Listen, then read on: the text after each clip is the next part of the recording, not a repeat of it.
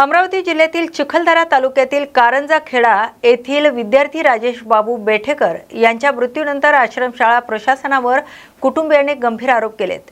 राजेशची शाळेत असताना अचानक तब्येत बिघडली, मात्र त्याला तातडीने वैद्यकीय उपचार न देता खासगी बसने गावी पाठवण्यात आल्याचा आरोप कुटुंबियांनी केलाय। विद्यार्थ्यांची प्रकृती बिघडल्यानंतर शाळा प्रशासनाने तातडीने वैद्यकीय उपचार उपलब्ध करून देणे अपेक्षित असताना प्रशासनाकडून निष्काळजीपणा झाल्याचा दावा कुटुंबियांनी केलाय। शाळा प्रशासन खोटे बोलत असून आपल्या मुलांच्या मृत्यूला प्रशासन जबाबदार असल्याचा आरोप करत कुटुंबियांनी आक्रोश व्यक्त केलाय।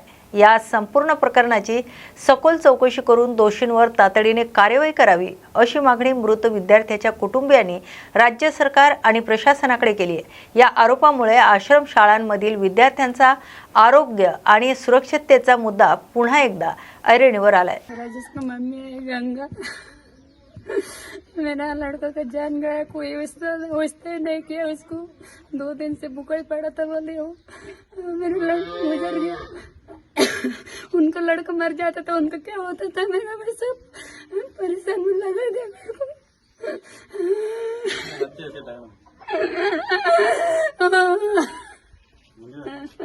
वहीं चुप रेल करो।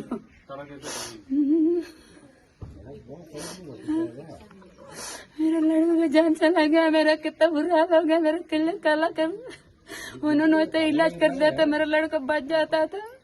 नहीं को हमको फोन तो भी लगाना था, हमको बताना होना था तेरा लड़का ऐसा है वैसा है करके। फिर हम दावा करे तो भी करेंगे था, एक खेत गिरो रहे के कोई बर्तन किसी से पैसे उधार के हम तो गरीब में ना। आशीष बाबू बात कर रहा मैं कारंज गाँव का है। मेरा भाई, छोटा भाई का डेथ हो गया, तो मार्सी पब्लिक स्कूल अमरावती में पढ़ता था। तो मैं 15 तारीख को कॉल किया तो उसको तो 15 तारीख को अच्छा ही बात हुआ मेरे से। थोड़ा बताया भाई ने कि मेरा पेट दर्द कर रहा, मेरा सिर दर्द कर रहा। तो मैंने बोला कि मैं कल आएगा तेरे को देखने को। तो मैं कल पहुंचा मार्सी में स्कूल में, तो फिर डायरेक्ट मैम उनको देख रहा, अंदर एकदम से घुसने नहीं देता सर। तो फिर मैं मैम उनको देखा, मैम भी नहीं देखा, सर देखा, सर भी नहीं देखा। तो डायरेक्ट हॉस्टल में घुस गया फिर मैं भाई की तरफ। तो भाई तो बस बेड में ही पड़ा था, वो बेड में उसका ना कुछ दवाई गोली नहीं था, पानी नहीं था, आजू बाजू पूरा खराब था वो बेड का।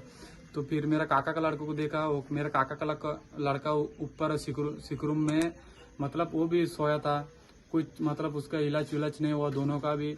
और मेरा भाई तो बहुत सीरियसली था, ज्यादा ही था वो। फिर मैंने मैम को पूछा कि घर में लेके जाओ क्या। मैम ने बोला घर में लेके जाओ, अर्जा लिखो बोला। मैम ने अर्जा लिख दिया और फिर 2 बजे वहां से निकाला वो स्कूल से। फिर गांव में आया बस से रहू में उतारा, रहू से फिर अपना इधर ला लिया घर में भाई को। फिर दवाखाना में लेके गए। फिर दवाखाना में 10-15 मिनट ऐसे ही हम सब जन कर्मचारी उन सो गया तो होगा शायद, हम बहुत जगा रहा उनको फिर जगा नहीं। फिर जब तक उनको जगाते उसका डेट ही हो गया। तो डायरेक्ट दवाखाना से वापस आया।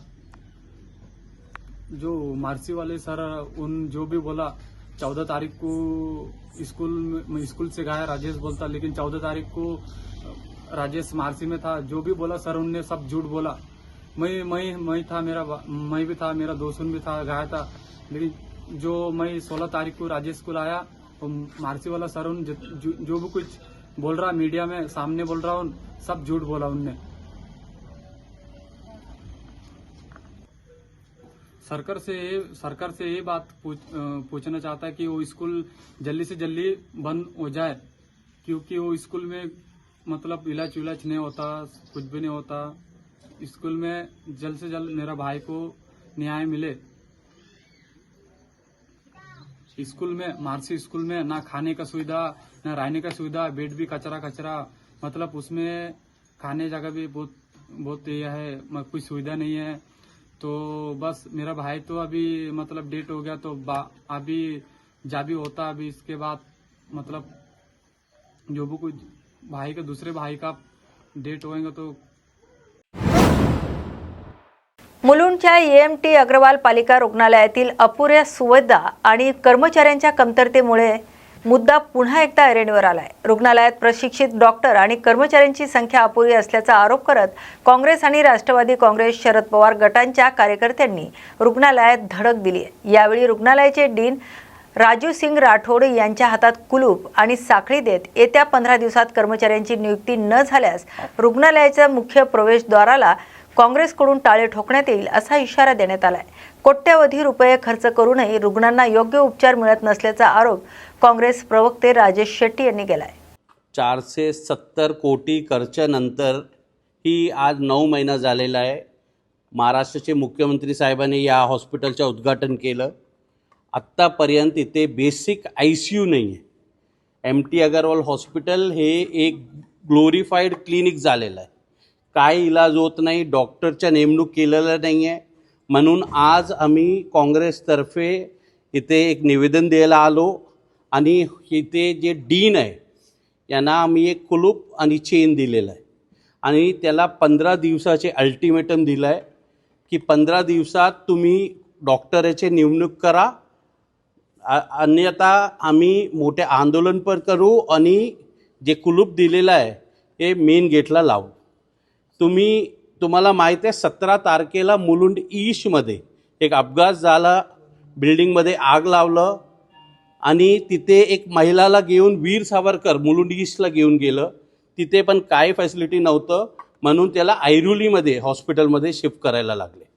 मुलुंड असेल, भांडूप असेल, विक्रोलीचे जे गरीब लोक आहे यांच्यासाठी एक मोठा हॉस्पिटल इथे बांधलेला आहे, पण ICU नसल्यामुळे काही इथे इलाज होत नाही आणि लोकांना साईन हॉस्पिटलकडे जायला लागतात।